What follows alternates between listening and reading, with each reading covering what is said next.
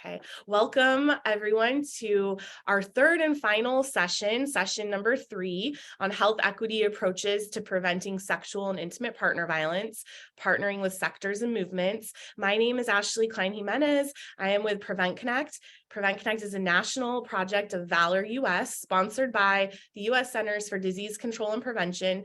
The views and information provided in this web conference do not necessarily represent the official views of the US government, CDC, or Valor. We have a couple of objectives for you today. We're really looking at what are some prevention strategies that are really reflective of a community engagement process? And then what kind of practices can we identify to support and sustain community engagement that also advances health equity through violence prevention?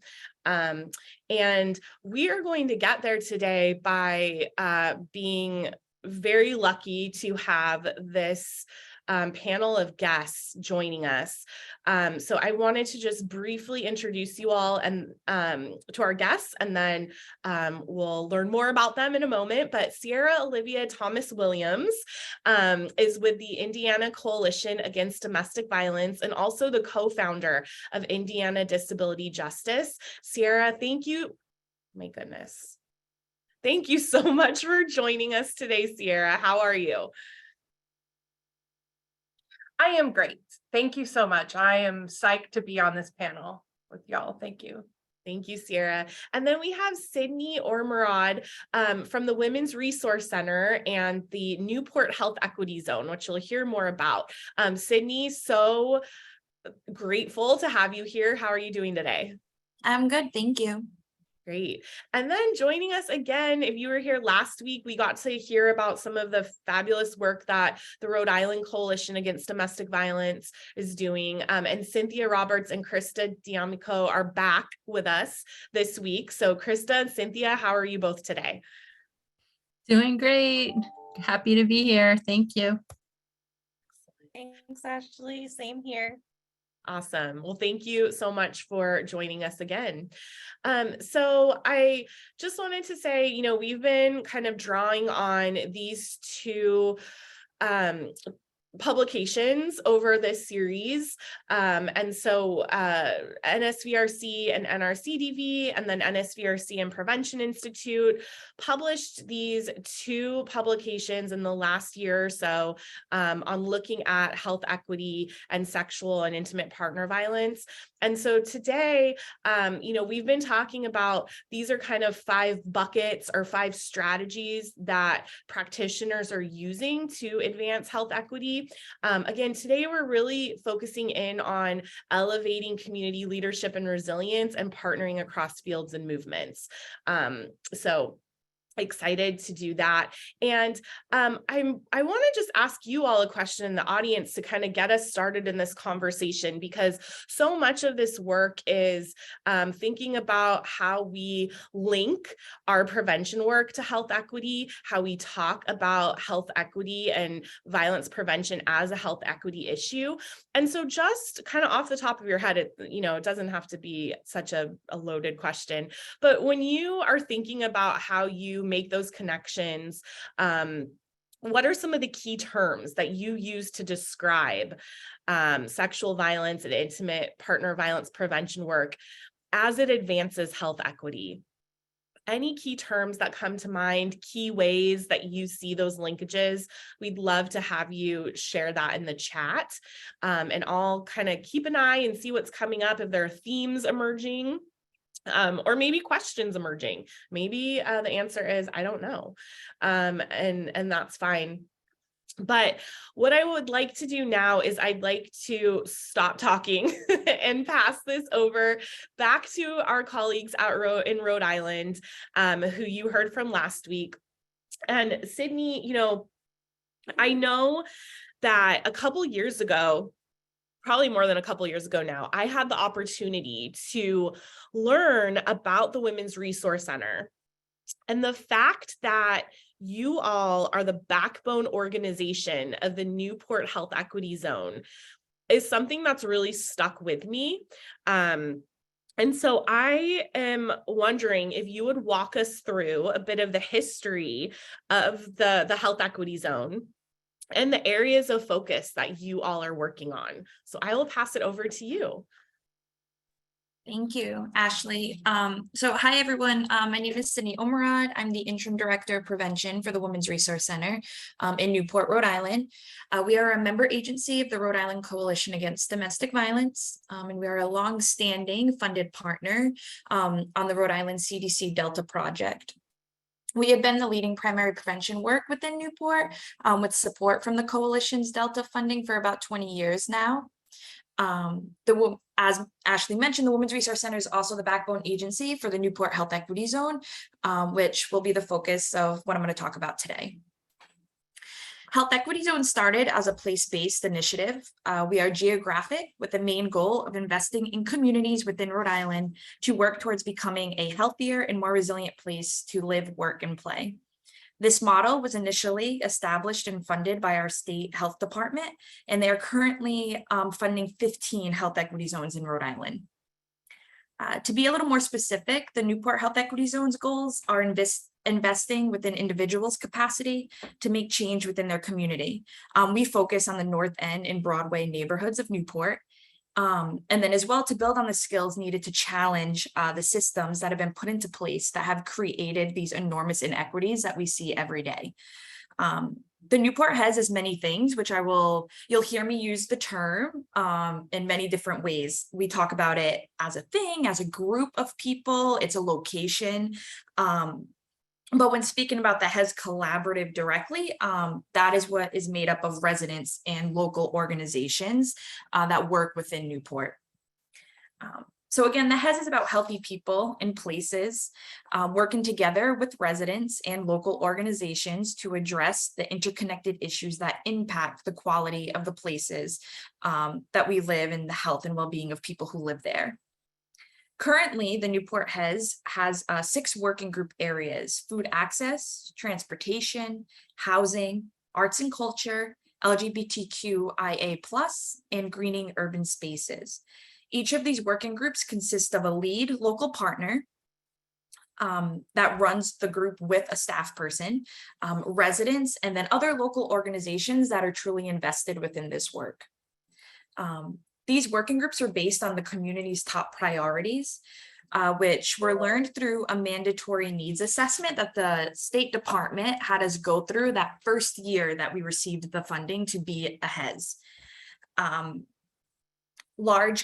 we did a large community baseline survey, conversations with the residents. This was in the community, going to local events. We were in people's living rooms. We were having dinner with them, collecting this high level data. And then we had a very interactive creativity lab, which some of the pictures are on the screen here. We were able to take all of the information that we had learned already, start posting that into these big gymnasium, and then we had people react to that data. So it was a way for us to see, was this information correct? Is this how people truly feel? And then also collect more while we're doing it, because people were adding more to it. So our most recent Delta strategy has focused on greening urban spaces. Research has linked the presence of green space in urban communities to reductions in rates of domestic violence and violent crime. Green space has also been linked to an increase to the factors that protect against intimate partner violence, such as higher levels of community connectedness. The Greening Urban Spaces Working Group advocates for new and improved parks and open spaces and places where HES residents want them and can easily access them. The group is currently working to help make the local Myantonomi Park a more welcoming place. This is the largest green space within the North End and Broadway, so within the HES area. The group also empowers residents to be leaders and make sure their voices are heard in local planning processes, including those related to open space and parks. Efforts have also included activating local parks through public art making. We brought the first farmers market to the North End, community conversations, stewarding biking and hiking trails, and planting trees. Additionally, we also support the organizing of the Collective of Phenomenal Women. The Collective of Phenomenal Women's purpose is to increase the political and leadership development for women of color to effectively address issues impacting our lives in Newport. The collective runs a peer health advocates program to empower women of color around health and holds regular wellness gatherings. The Collective of Phenomenal Women is funded by our Department of Health's Rape Prevention, RPE, grant program. Another big piece of our work, which has been a big focus for the past 18 months, was equitable economic development work, supporting the capacity building and organizing of a local advocacy group that was formed to support the city, and determining the most pressing needs and priorities of the community in the fast approaching community development work that was currently happening. I did want to mention some of our health equity zone principles. These are the principles that we live by. This is how we run our work. And we are constantly going back to them to ensure that, we are living by these. So community design, the community will design what the health equity zone creates. Equal voice, everyone sits as equals when the health equity zone convenes. Disruption, designing the health equity zone will move beyond the comfort zone. Open, the health equity zone will pay attention and be open to outcome. Collective impact, the health equity zone is one movement with many participants. And celebration, the health equity zone will celebrate milestones of all sizes.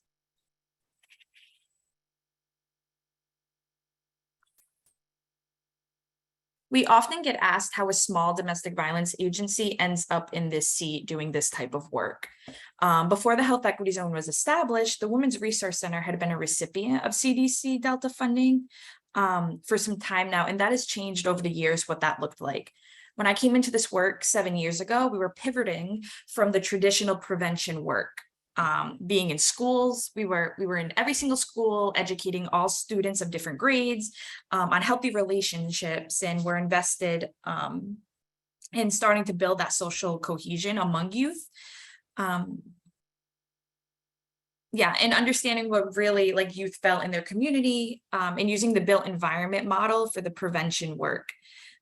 Through this type of prevention work, we were understanding the factors that contribute to the rates of domestic violence within a community and building the initial skills and foundation that would later set us up to feel confident enough to apply for what would be the Newport Health Equity Zone.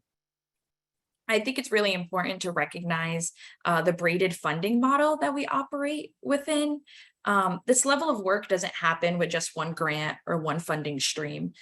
The Department of Health developed this Health Equity Zone initiative, but without the original continuous investment of other funding streams like Delta and other federal and state funding, this work wouldn't be possible. It wouldn't continue. Especially because some of our funding, including Delta and other federal grants, prohibit direct advocacy around specific policies and advocating to decision-making groups or voting bodies like state legislators and city councils. So having private funding, for example, gives us the flexibility and capacity to support residents to do this important work where we know tangible, significant change happens. For example, we have recently experienced significant wins and major progress related to equitable economic development in Newport. The North End, one of the HES neighborhoods, is Newport's lowest income neighborhood, comprised primarily of people of color, and has been cut off from the rest of the city since the 1960s by the Newport Pell Bridge ramp structure. The ramp structure is soon to come down and be moved, opening up large amounts of land for redevelopment and increasing the possibility for gentrification and displacement of current residents. In the spring of 2021, a group of North End residents known as the Local Advocacy Group began working with national experts at Smart Growth America with help from Grow Smart Rhode Island to ensure equitable development of the North End. This led to a major victory in May of this year when residents earned support of the Newport City Council for their proposed amendments to the zoning ordinance. With the support of the Newport HES, the LAG proposed 3 zoning amendments to ensure the availability of workforce housing in large development projects. to define what parks as well as civic and open spaces priorities, and to set the ground rules for creating community benefits agreements with potential developers based on independent community reports. The LAG also worked with Smart Growth America to create an equitable vision and strategy for the redevelopment of the North End. That vision is now public for all to see, and the North End Equitable Development, or known as the NEEDS strategy, lays out the 6 priorities of North End residents, which include community empowerment, housing affordability and displacement of existing residents, mitigating displacement of existing residents, public access to high quality, open, green, and civic spaces, neighborhood development, so this includes locally oriented retail and services and cultural amenities, workforce development and economic diversification, road safety, and connectivity. The strategy shows what success would look like in those priority areas, tools for achieving equity success, the short-term and long-term actions, challenges, and potential partners. The strategy represents the hope for HES residents and that they will be able to safely stay in their community. They will not be displaced as a result of rising property values or the lack of jobs and other supports, and will have a thriving future as a result of the redevelopment. That being said, I am going to pass it over to Krista from the coalition because we do have a video to share.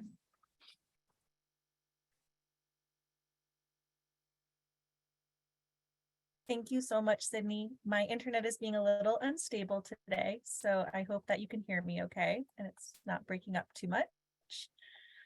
We created this video, the Coalition Against Domestic Violence in Rhode Island, in partnership with the Women's Resource Center and Newport Health Equity Zone, for our reverse site visit with CDC for our Delta funding. And we also shared it recently at another CDC online panel, so some folks on this call may have seen it before. And it features myself, Sydney, and Cynthia, who are here today, and we represent the Greening Urban Spaces organizing team. We meet regularly to debrief the strategy, make meeting together about what's happening, ask questions, and the coalition provides technical assistance and leads the evaluation of the strategy.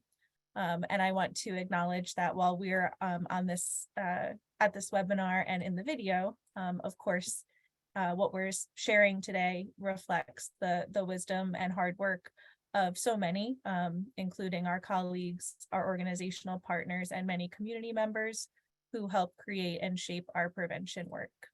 So we want to lift them up and acknowledge their contributions as well.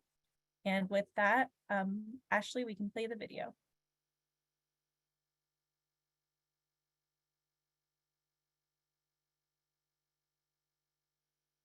We can't hear the sound.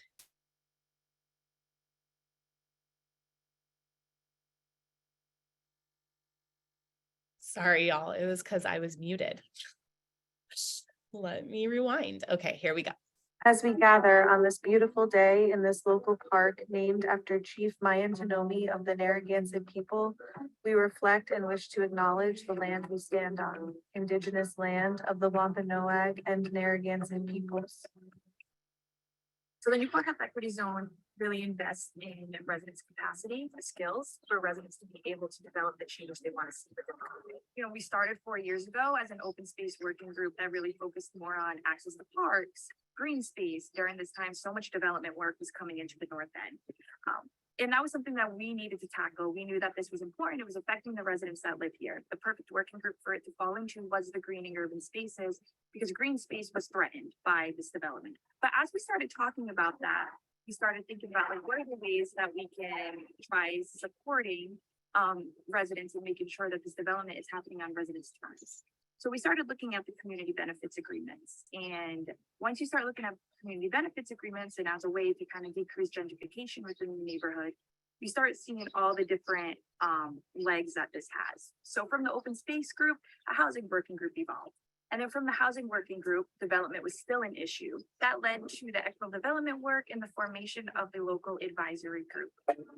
The ramp that lead on and off the Newport Bridge bisect the roadscape in a way that is cutting off the north from the rest of Newport. Department of Transportation decided that they were going to redo those bridge ramps, and that's going to free up land for development. and residents were scared. They didn't understand what this meant. How is this going to impact where they are living? We also knew what we wanted.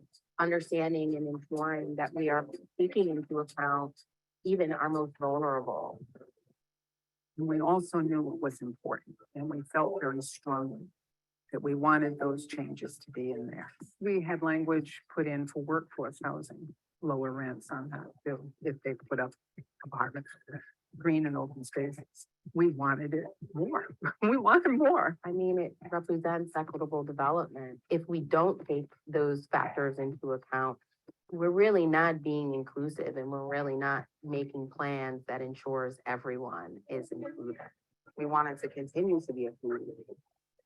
There are people in higher places that don't understand what people like me go through on an everyday basis. And I feel like in this process, they're getting it. A really exciting aspect of the HES and the HES model in Rhode Island is that interconnectedness. And it's very difficult to approach one issue such as green and open space without seeing the connections to housing or to green and complete streets. And all of these pieces, access to healthcare, access to safe, affordable housing and transportation, again, green and open space, all of these things contribute to our health and well-being as communities and can be protective factors against intimate partner violence and other related forms of violence.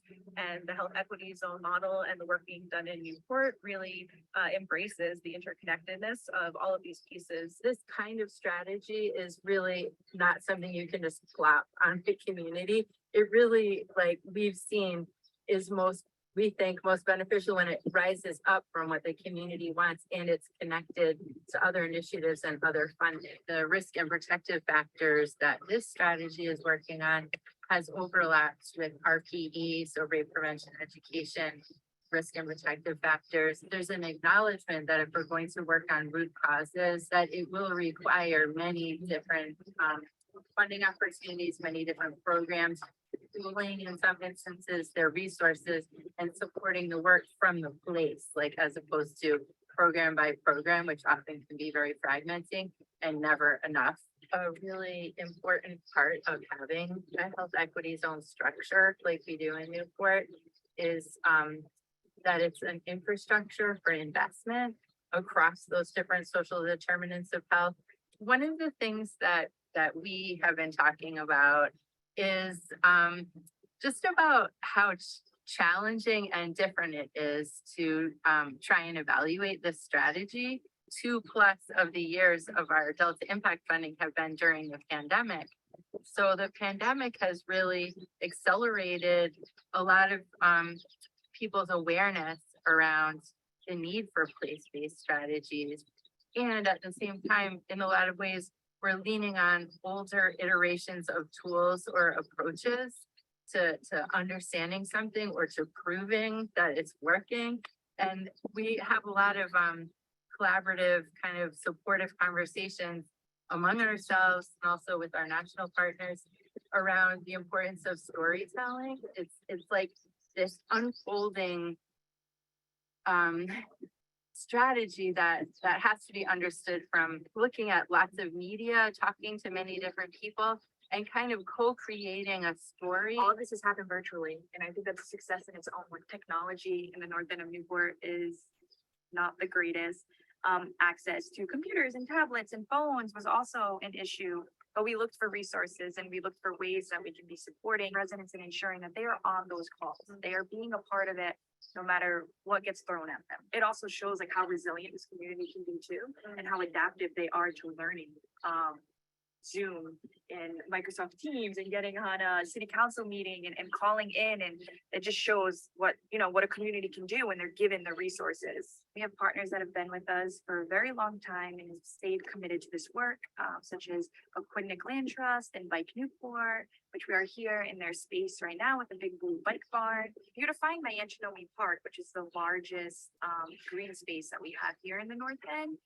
Is overall like a big success. So bringing the farmers market, we were able to do the tree wrap project, which has decorative pieces that are around each tree within the park, and people can walk around and look at the displayed art.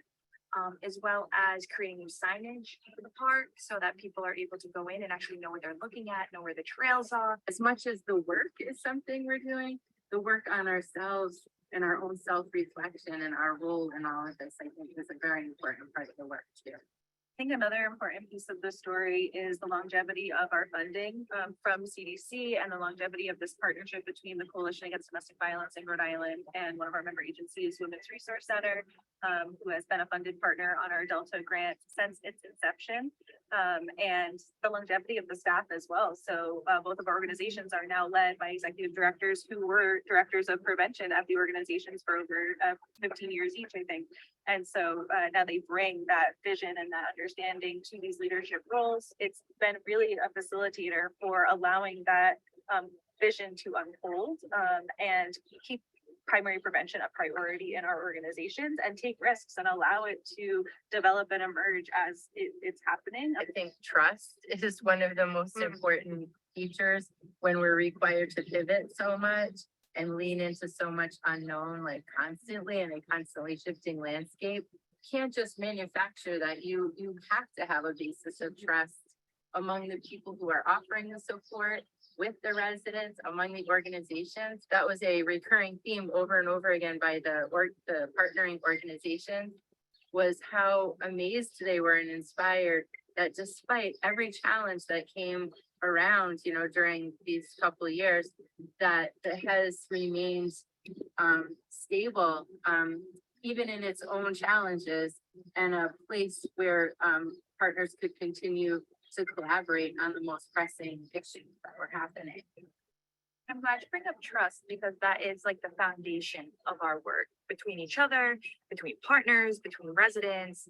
You can't expect to come in and do this type of work, this type of hard work, without actually being able to say like relationship building is the number one thing we start with.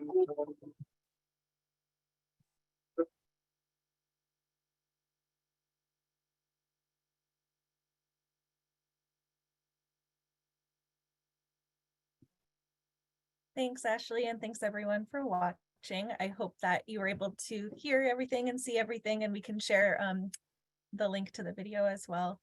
And so I'll just wrap us up with a few closing remarks before we hand it back. And I think I wanted to lift up that we really see the purpose of our primary prevention work as disrupting and dismantling root causes of violence. And we know those are systemic oppressions, including racism, sexism, heterosexism, and at the core of domestic violence is power and control.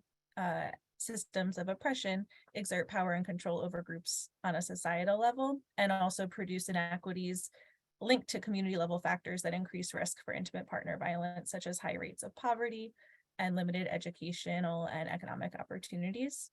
So we really see that working to build health equity, but also cultivating ways of being and working together that share power is leading to changes in our culture and in conditions that contribute to domestic violence.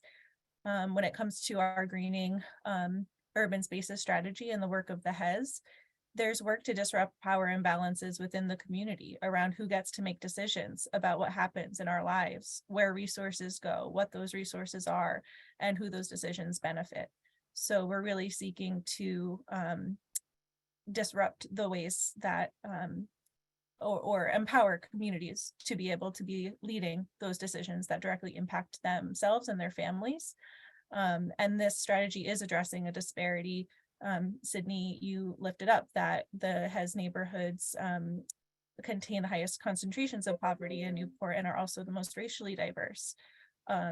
While more than half of the city's residents live within the HES, few of the city's parks and playgrounds can be found there, and there is also less tree canopy.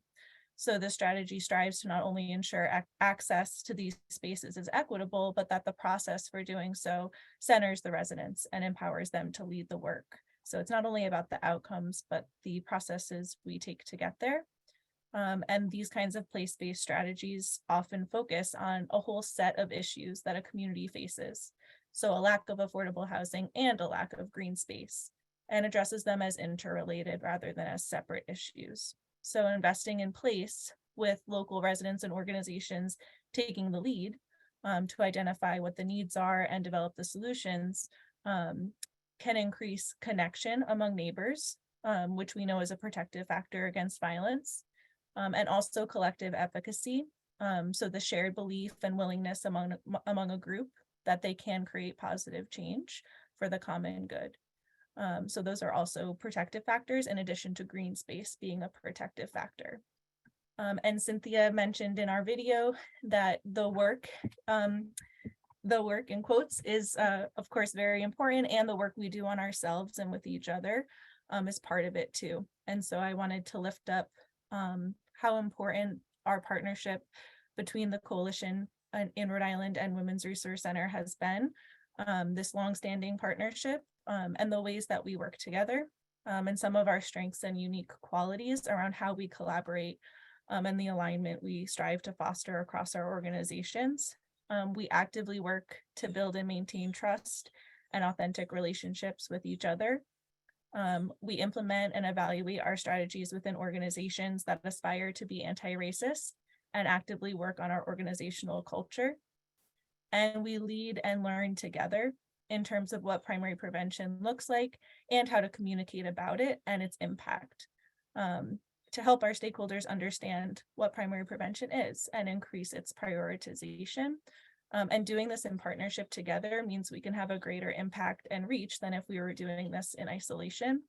And we also serve on one another in one another's spaces. So Women's Resource Center serves on our state leadership team. Representatives from both of our organizations serve in rape prevention education spaces and other sexual violence prevention spaces, just as a few examples. And being present together in these spaces lends increased visibility and credibility to our work and helps weave a narrative that's being shaped by many different voices within our organizations and communities that are connected to and co-creating our prevention strategies. And this emergent shared narrative helps build momentum for culture change and prioritizing public health approaches to prevent domestic violence in Rhode Island. So I'll pause there. Cynthia or Sydney, did you have anything else to add before we hand it off?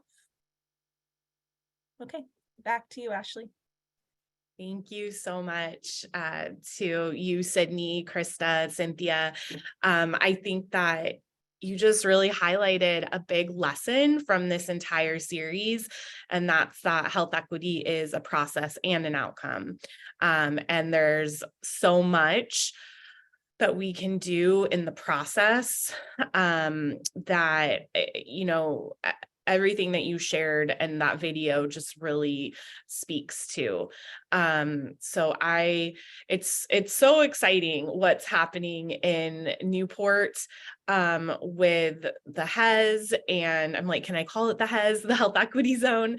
And just the fact that like this project is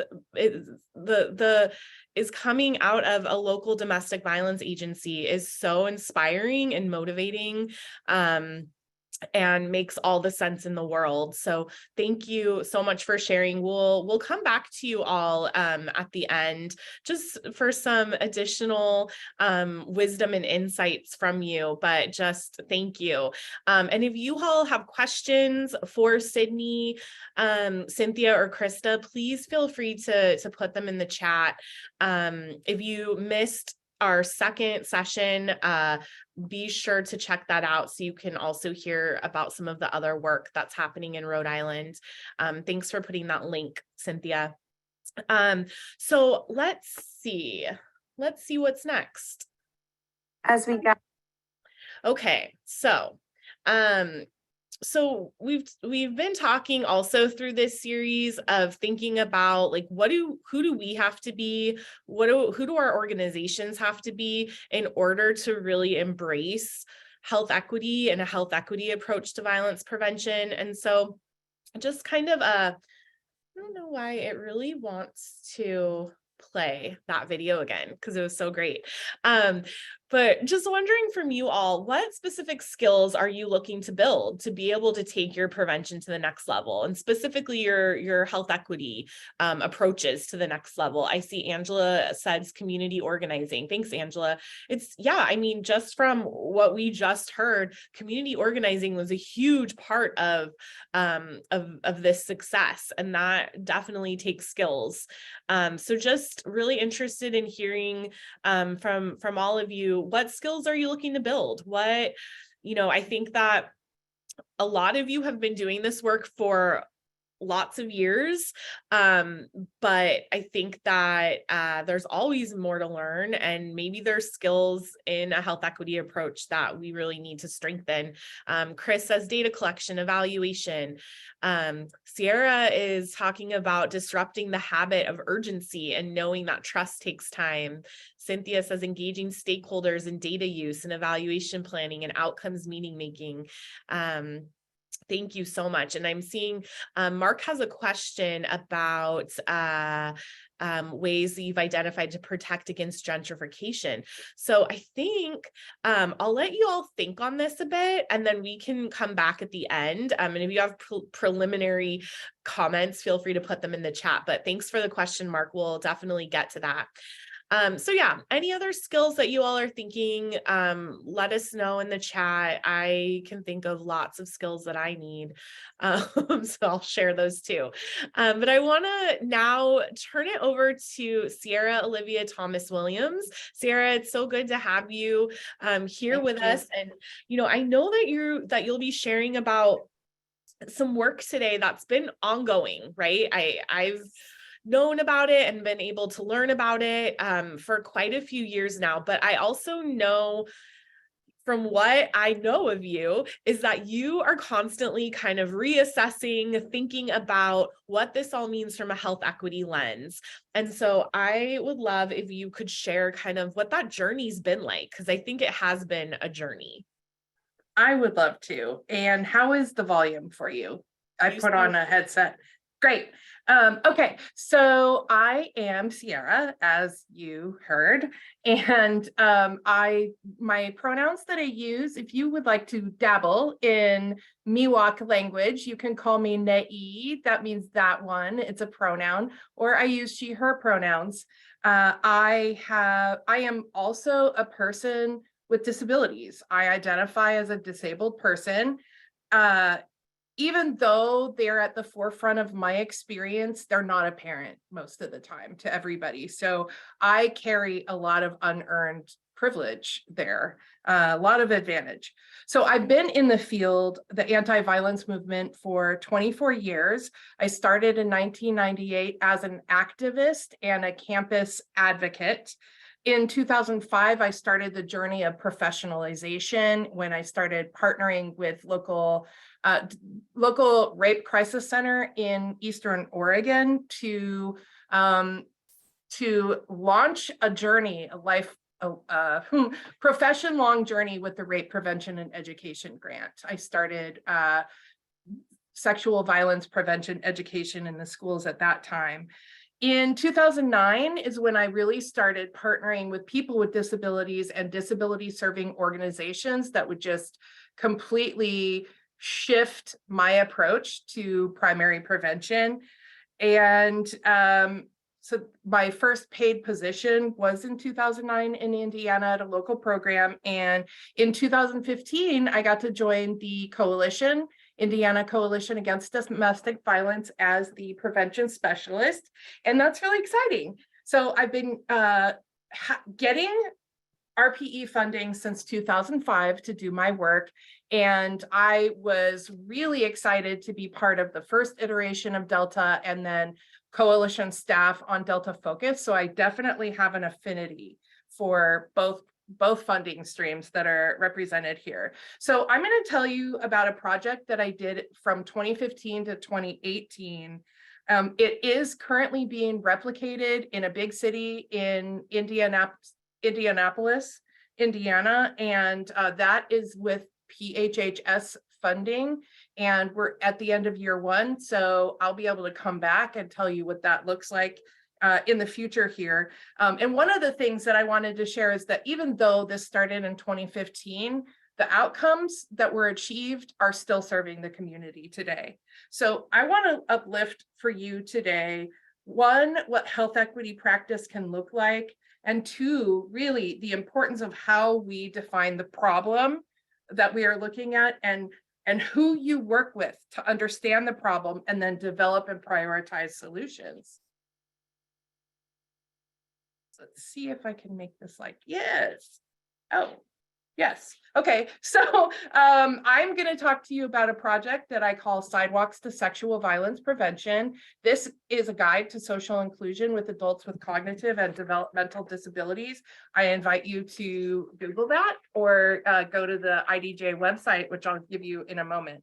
So I think what's really important around health equity is getting on the same page. Like, what do we mean? Using a shared language is so important for us here, but also at ICADV, after the Moment of Truth letter, we realized that not all of us were operating under the same like understanding of equity and the assumptions about what equity might mean.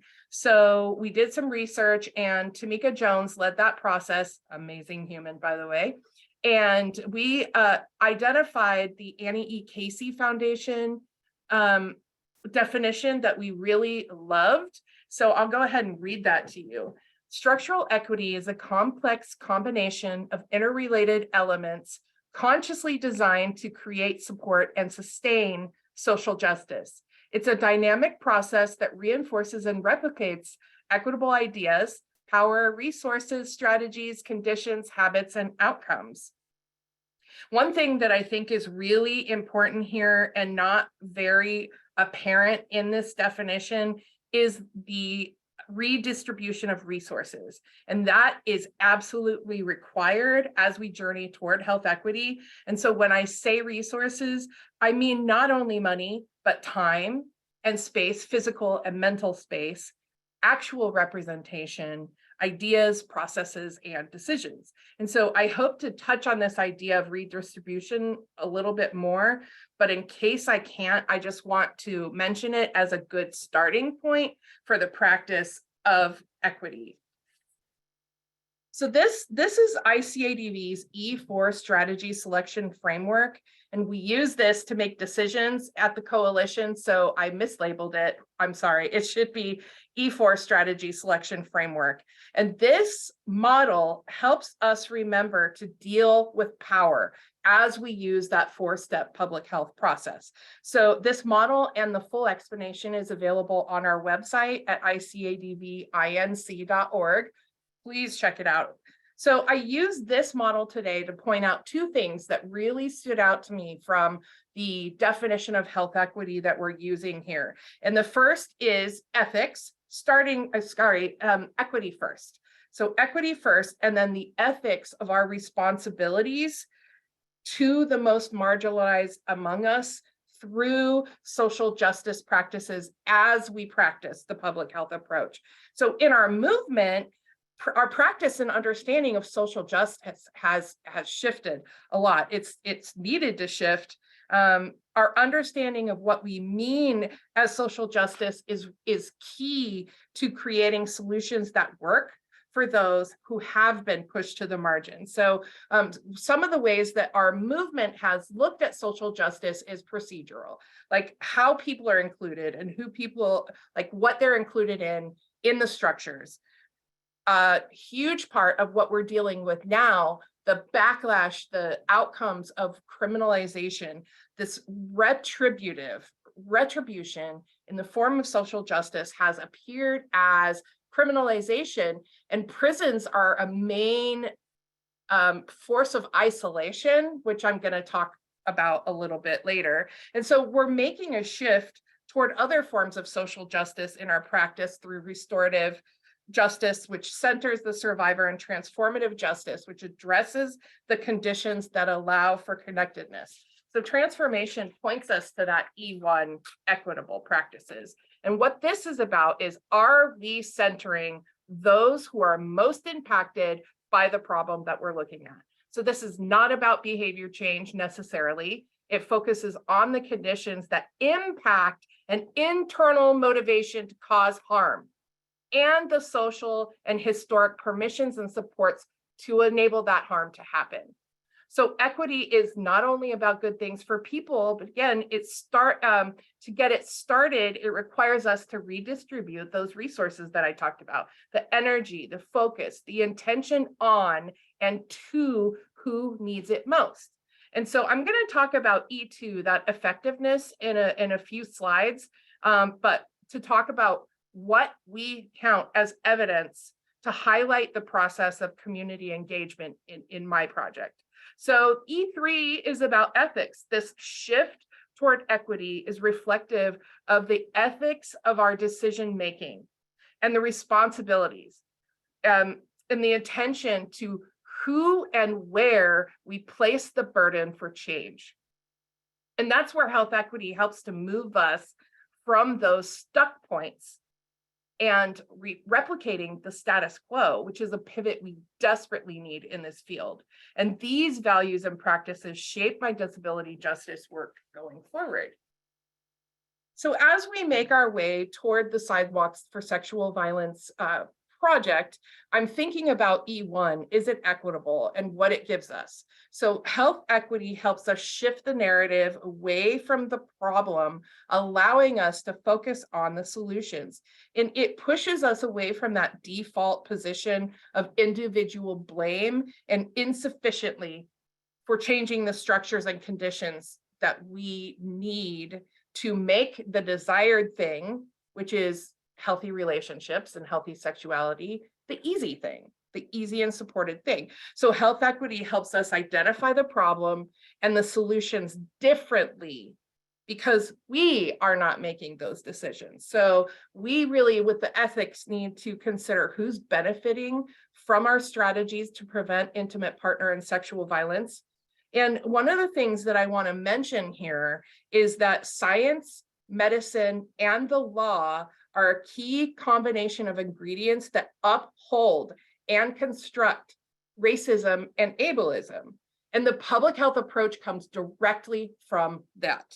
And it works in concert with legal frameworks to help create possibilities for some and foreclose them for others.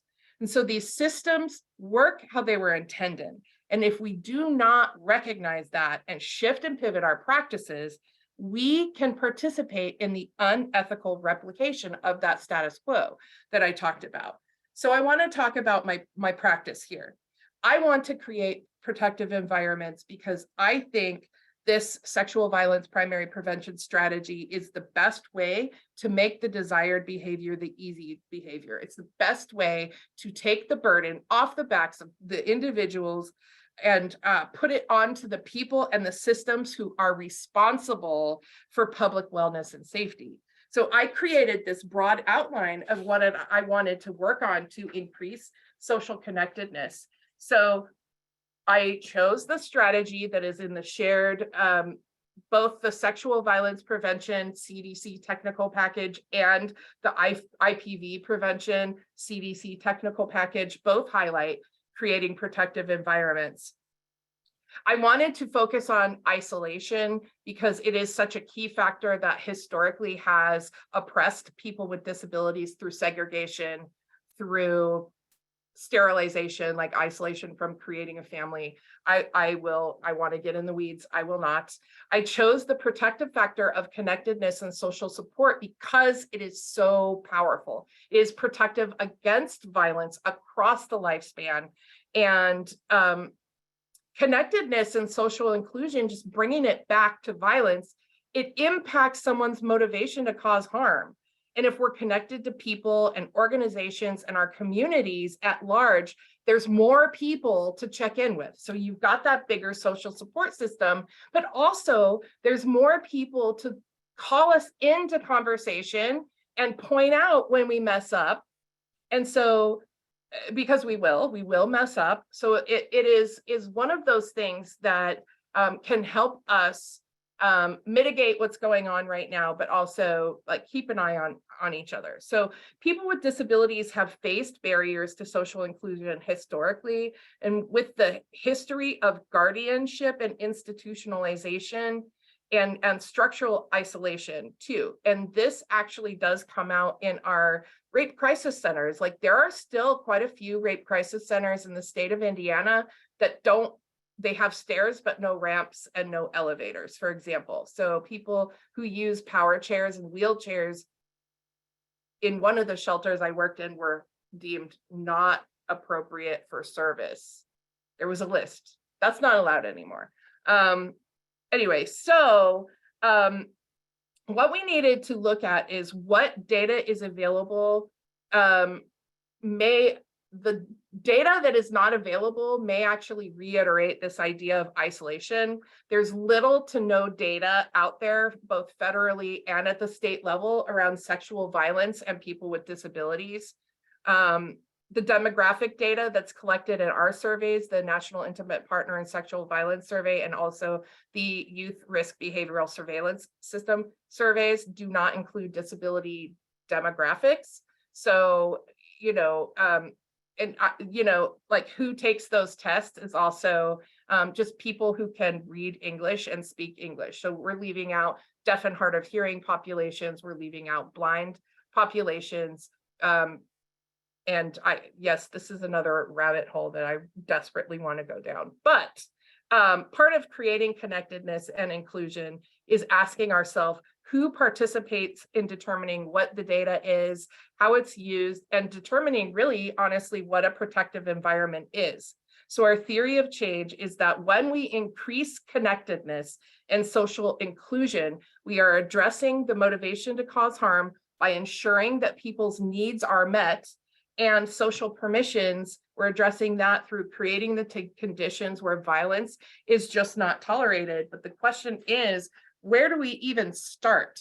So starting with the people in the community to do step one of the public health approach, which is define the problem, which we determined was isolation, is really important. So health equity requires us to center those most impacted by inequity and violence.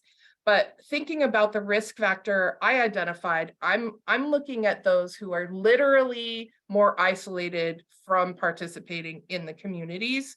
And this is across the nation, people with cognitive and developmental disabilities. And so those folks were my primary and center stakeholders who determined who the rest of the stakeholders were.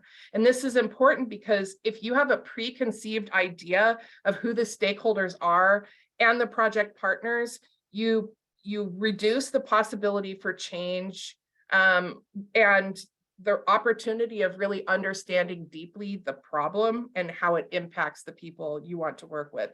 So to do this, I started with disabled professionals who I knew, and they got me in the door with disability serving and disability advocacy organizations. So this project, we had 25 people with cognitive and developmental disabilities, age 19 through age 87, who made all the decisions, who brought people together. And disability serving and disability advocacy organizations were really necessary here because they are the closest thing in people's lives after the relationship level. So if you're looking at the organizational level of the social ecological model, disability serving organizations and disability advocacy organizations are in that close next space. And so I learned through conversations with these stakeholders that that transitions in life from toddler to child, child to tween, teen to tween, tween to teen, and teen to adult were some of the most dangerous times in people with disabilities' lives. So we have the lifespan approach here with the disability advocacy organizations. We had one serving childhood and one serving aging. And so we have the lifespan approach here, both with the people who are making decisions with disabilities, but also the organizations here. And I don't know if I would intuitively have partnered with transportation corporations if I had not gone to the people with disabilities to ask about isolation, because I found out that mass transportation was the primary source of transportation for the 25 people who are at the center of this work. And so I need to move on for the sake of time, but my core partners were people with disabilities, and they told us where to center the locations that we would evaluate. So ultimately, this group of collaborators want to change how power is operating in decision making. We wanted to take the power away from the gatekeepers and the stakeholders who typically make these decisions, like the city of Bloomington, and center the community people who actually need the changes to be made. And so that's what we did. So ultimately, what I want to convey to you is that this is a list of cross-sector partners, it's cross-discipline partners, and cross-field partnering. And all of this was very helpful because having unusual partners helps us see what's invisible to us typically. And so part of that decision-making framework that I shared with you is about the evidence. What do we think is going to be effective? And I just want to remind people that the CDC identifies the strongest methodology to come up with as an evidence is to include the best available research, like the scientific base, but also practitioner knowledge and experiences and community values, needs, and resources. And all of these things together produce this beautiful plethora of evidence that we can use to determine both what isolation looks like and what connectedness can be. And so finally, just bringing you to the community engagement happened. This is like an aha moment I had as I was thinking about this for this session, which was we did evaluation the entire time. And that ended up being the way that we engaged with each other, but also with the community. And we returned to step one of the public health approach almost daily, really, to be honest, through these different forms of evaluation. So we had to develop our own evaluation strategies because I talked a little bit about earlier how all, the evidence-based scientific methods for evaluation for social inclusion are located at the individual level. These tools were created in the 1980s by therapists and social workers to determine the quality, the quantity of the number of relationships in people's lives, but also the quality of those relationships. And that is what the evidence-based science says equals social inclusion. That wasn't going to be available to me. So we, the group of 25 people, and I came up with an alternative method called the circle of support. And I'll show that to you in a moment. I did pre and post evaluations with the working professionals to determine how they understood the connection between health and safety and violence prevention, like for people with disabilities. And in order to gather more data, there were a lot of people who are not allowed to leave the disability serving organizations to go out into the community and map it for moments of isolation and moments of connectivity. So we ended up doing focus groups with people with disabilities, and those tools needed to be created with people with disabilities. So we knew that they would work when we implemented the focus group. And we also did key informant interviews with caregivers throughout Bloomington, Indiana, because in the literature, caregivers are identified as one of the primary groups that cause sexual violence, and peers are the second. So it was important to include them. And we did participatory social mapping of Bloomington. Bloomington is a college town. The flagship campus of Indiana University is here. Our population is 85,000, and that includes an ever-shifting 38,000. And so what we found through this process is that everything in town, employment, housing, transportation, centers around a small space in Bloomington, and only 38,000 people who change constantly. So the townies are experiencing isolation all the time. So let me see what else I want to tell you about this. We did participatory social mapping, which is a process that includes a windshield survey. But we had to modify it because it just didn't work for people who don't read and don't write. It didn't work for people who use communication boards like Michael here in this picture. This is a picture of one of our excursions. So we used photo voice, creative writing, and art sessions. And I have 6 minutes to take you through the outcomes. They're really exciting. So this is just one picture. This isn't necessarily an outcome, but this is a picture from the from Photo Voice. The caption is, "I can't even see it." So Tasia is a wheelchair user and she is an artist. And so this excursion to play at the museum was so important to her, and she couldn't see the things. And so she ended up needing to have some support from the transportation folks who were there and the Rape Crisis Center who were there to help support her excursion to the museum. And so this was just a very powerful picture that we could give to the museum to demonstrate that not everybody, like our recommendation was, if you lower this, children and people who use wheelchairs can benefit from all of the beautiful things that you have there. So let's talk about some of the outcomes. So the process of doing all of these assessments is an outcome. So I share this because this is just one picture of what that isolation risk factor can look like in Monroe County, where Bloomington is. So these outcomes included community-specific data about barriers to inclusion, and these were analyzed by people with disabilities. And this was an excursion to a neighborhood in which a young mom of color lived. And so if you look at this, there's no infrastructure in her neighborhood. There's no streetlights, there's no sidewalks, and the bus stop is just over a mile away. One of those lines that is parallel to that State Route 48 is a train track. So in order to get to the bus stop, she has to push her baby over train tracks. And furthermore, when she goes to this, she can't go to this park, which is right across the street from her house, because she has her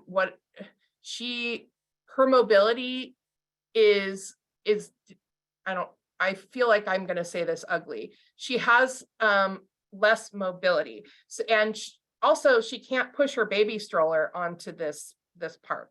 So we were able to show the city of Bloomington this.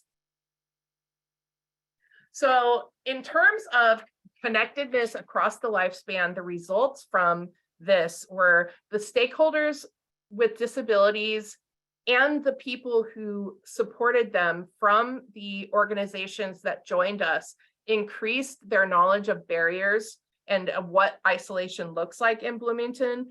It increased their ownership over messed up sidewalks in Bloomington, and it increased everybody's self-efficacy to go to the city of Bloomington and advocate for things.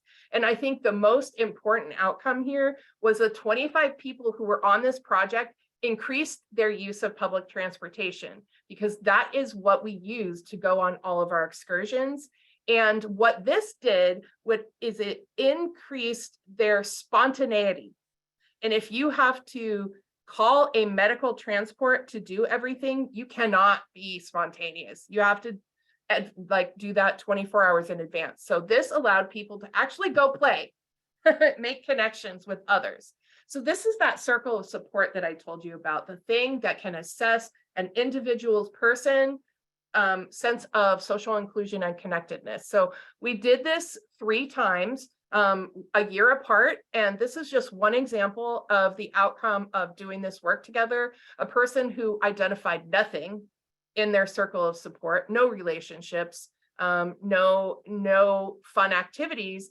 And the time we did it the 3rd time we did it, he had filled out this circle of support with more people and fun things to do. And let's look at organizational connectedness. The Monroe County Public Library learned because the 2 blind people mapped that library. They learned, I'm just going to say it, it was a death trap. So you're looking at stairs with absolutely no transition. So people who are blind need texture on the ground to know when something is coming up. And the texture here was less than a foot. So your foot is bigger than that texture. And so this could have caused people to fall down the stairs. So that's all fixed now. It took 3 years. Also, blind people couldn't use the computer. So they purchased some technology to allow that to happen. And one of the great things about this is that this organization in particular, increased their competency to work with people with cognitive and developmental disabilities. And ICADV learned a whole lot about redistribution of resources and investment in what matters for people. And so that looked like I said before, time, space, money, and representation. And so ultimately, I want to arrive here. We collected 11 pages, single spaced, of barriers to social inclusion. And so part of the process was determining, what do we work on? So we made short-term, medium-term, and long-term goals. And our short and medium-term goals were sidewalk connectivity, which I've learned now is a long-term goal, but whatever. Okay, so the slide says community connectedness and social inclusion. Why sidewalks? Why sidewalks to prevent sexual violence?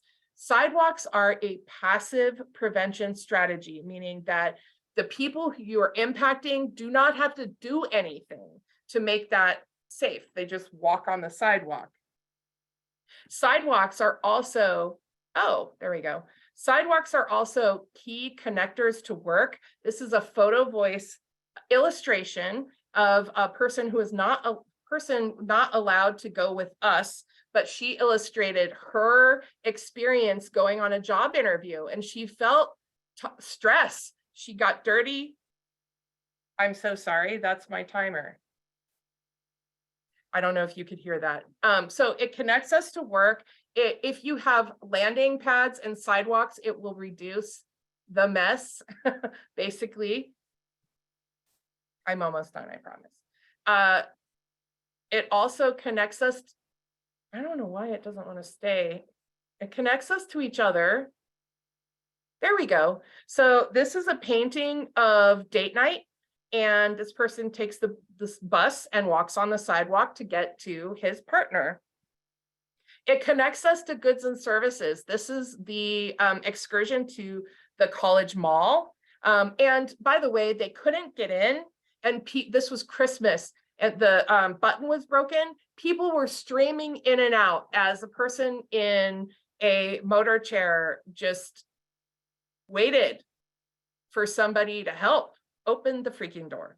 Anyway, so it took a long time, but sidewalks help connect us to goods and services that we want, and it connects us to play. This is the group that mapped the Bloomington, the IU Museum, and they had a really good time. So if you are interested in any of these modified tools, I invite you to go to our website. It's the Indiana Disability Justice and Violence Prevention Resource Hub, indisabilityjustice.org. The guide is on the website, but also so are all the protocols. So I really invite you to check it out, and thank you so much for listening. Oops. I advanced the slide, Ashley. That's okay. No problem. Oh my gosh, Sarah, thank you so much. So Sam, asked to go back to a slide. So I'm going to toggle back. And I also put the link in the chat. I think this was the slide you were wanting, Sam. And you found it. Okay, good. Oh my gosh, I just think this work is so phenomenal.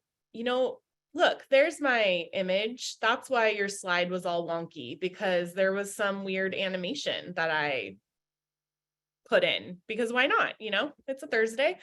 Oh my goodness.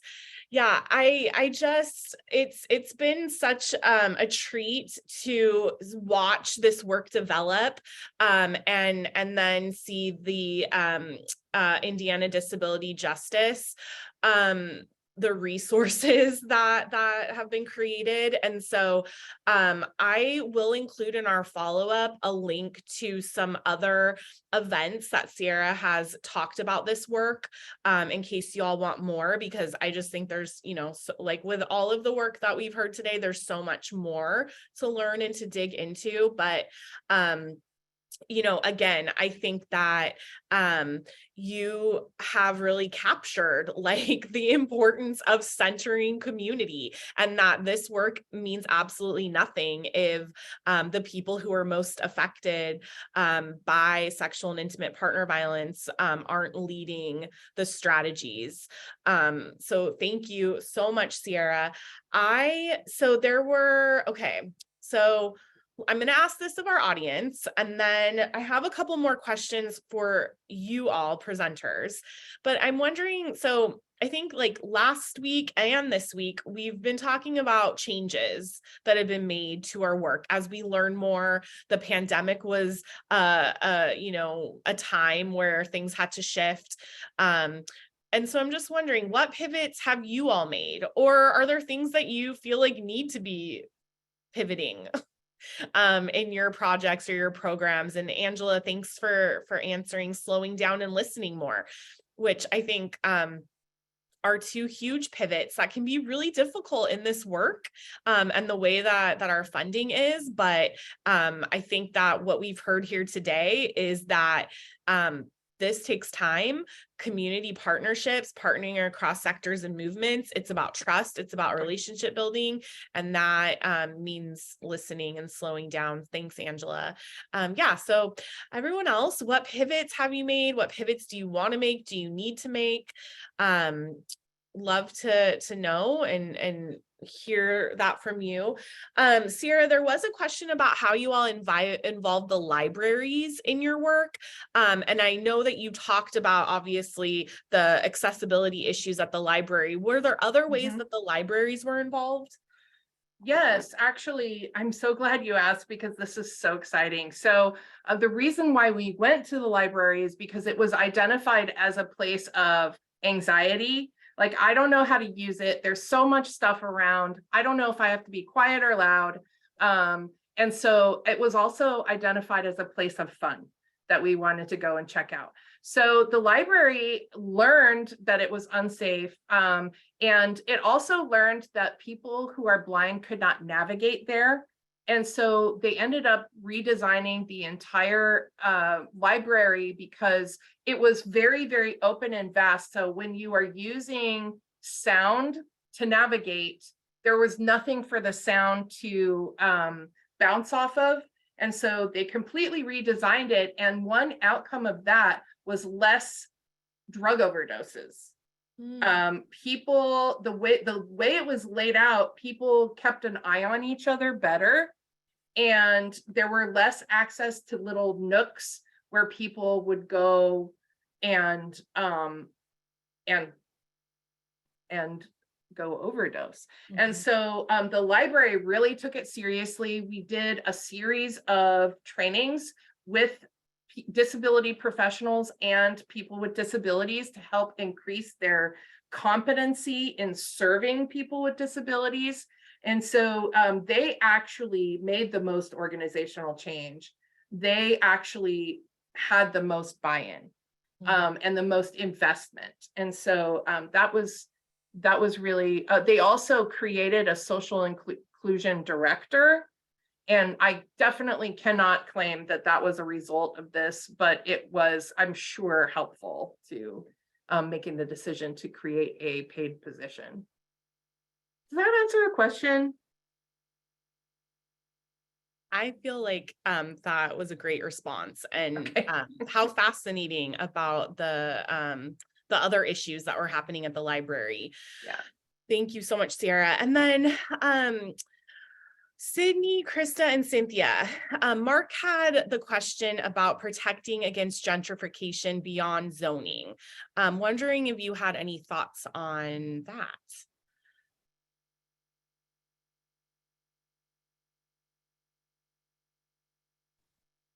Cynthia, I know you had an answer.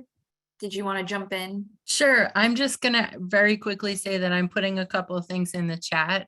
One is a link to a series that the Rhode Island Public Radio did on the issue of gentrification in Newport and the strategies that residents and allied organizations were taking to address that.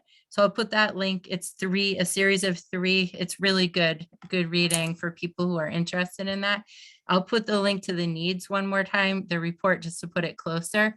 And then the last thing I want to say about it is, and then I'm going to hand it over to Sydney, is that when the greening urban spaces strategy first was getting going almost 5 years ago now, we were looking at doing a health impact assessment, and a full-blown health impact assessment's pretty intense. And there was so much going on at the time that Newport did not opt to do like the full shebang. But at the same time, there was another planning process happening outside of the HES's control. And then the pandemic hit. So I just kind of wanted to set the stage that there were things in place to address gentrification, to try and like be conscious of it and slow it down and have the work be very aware of that. And then at the same time, there were planning processes that were going very quickly. And then the pandemic happened, which prevented a lot of the in-person kind of collaboration that was supposed to happen. So it was like a lot of trains on tracks without stops in place. And then I'm just gonna mute myself and put it over to Sydney because I know she wants to say something about the housing work that was done. Sure, yeah. I think understanding the makeup of what the Newport has kind of looks like in relation to this work. So where development is happening is primarily where we have some private landlords, but we are primarily public housing is where most of this work is happening. So when we're talking about like selling and like getting residents to sell cheaper and then buying up and raising everything, we're not so much seeing that, but we are seeing any pieces of land that are free, any old buildings that developers can make into apartments, luxury apartments, and then charge so much after. Those are the pieces that we're seeing. So when we're talking about gentrification, it's definitely more focused towards like the expensive housing market in terms of renting versus selling. And I think also just understanding, we did a lot of work related to like the cliff effect as well. And so just understanding like how it all is interconnected as well. Yeah, so I think when we're just talking about housing, like the renting piece is a really big piece. Because anywhere that somebody can grab land and make these luxury apartments is what's happening. And I think also in the last 18 months, we have seen so many grants were coming through in terms of improving housing as well. So the housing authorities and stuff, our one housing authority and other apartments, they were getting these grants to improve what these apartments looked like. And what that meant is that people were being kicked out of their apartments with nowhere to go. And there wasn't a guarantee that they were able to come back. So that being said, they were like, oh, well, there's other apartments going up. And those apartments were $500 more a month, $600 more a month, because now they are luxury apartments. Everything's luxury apartments now. So I think like that's an important piece. The renting piece has been a really big development that's been happening. Thank you for Mentioned the those. cliff- Oh yeah, sorry. please, Krista. No, go. I was just gonna ask Sydney, when you mentioned the cliff effect, do you mean as folks start earning more income, they are no longer eligible for? certain Yeah, housing? yeah. So I'll just touch quickly on that, but the cliff effect, which is something separate to our greening work that we were supporting in you're in public housing, you get a better job, you make more, you are then either kicked out of public housing or your rent is increased dramatically. And then where do you go? The only other places are these luxury apartments that are charging more, or so trying to balance those two in terms of like the cliff effect. Thank you. Yeah, thank you for giving us some context about what the gentrification problem is like in Newport.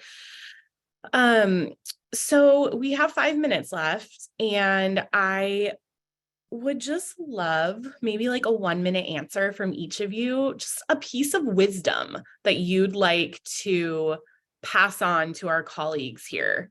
I know that's a lot in 1 minute, but does anyone have a piece of wisdom off the top of their head? I can kick it off. I would say, don't be afraid to use evaluation strategies that are more retrospective and more about harvesting outcomes that have already happened. It allows for more allowing more flexibility for the strategy, because these strategies are completely unknown at the time when they start unfolding, and there's so many events. And if you really want to take the work and let it be led by the people, you can't know what's going to happen ahead of time. So pushing back against that kind of predetermined outcomes thing, doing retrospective outcomes, decision making and labeling, and then also evaluating the principles of how the work is unfolding. As others on the panel have said, that it's how the work is done as much as what is getting done. So definitely evaluate the principles. Thank you. Yeah.